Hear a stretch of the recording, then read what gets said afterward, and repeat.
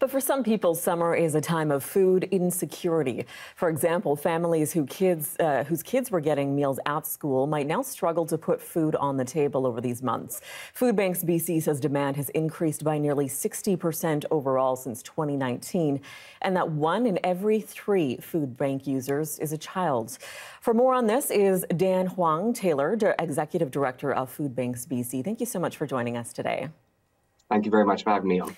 First of all, how are you seeing demand shift now as we head into these summer holiday months?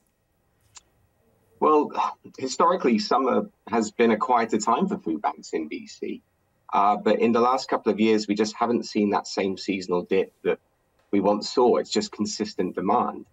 And the loss of access to food in schools inevitably results in more families turning to food banks over the summer break.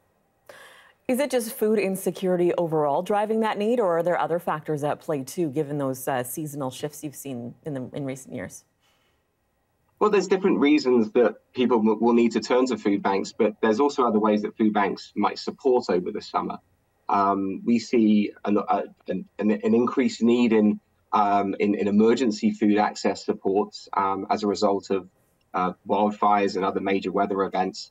The food banks activate during these times, and whether that's feeding evacuees or feeding first responders, it's a very busy and challenging time for food banks.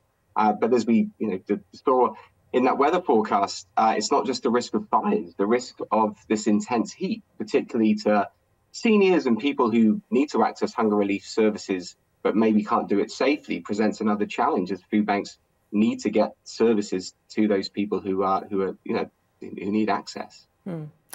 Is there a 1-2 punch, perhaps, where not only is demand rising, but also donations are slowing through the summer months? Well, the trend of increasing demand and diminishing supply has been something we've seen over the last 18 months or so. It's a trend that we continue to see, and it's creating this additional level of challenge for food banks and other hunger relief charities, because the need to support this increasing demand has never been greater. I mean, we hit a very unwelcome milestone in April of this year. We saw over 100,000 unique visitors for the first time ever.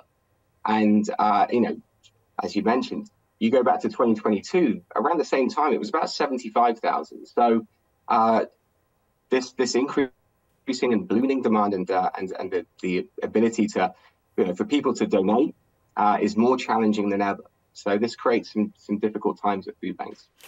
On that note, what are some ways people can help out their local food banks right now? I mean, donations are obvious, food donations. Anything else they can do? Well, where people can support through providing a financial donation, that obviously is always welcome at a food bank. But your time, if someone is able to volunteer at their local food bank and lend a hand, it's something that food banks rely on deeply in order for them to support the clients that they're serving. And the numbers of clients has never been greater, so the need for volunteers is right up there as well. Well, we appreciate your insight on this today. Thank you so much for joining us. Thank you so much for having me on. That's Dan Huang-Taylor, Executive Director with Food Banks B.C.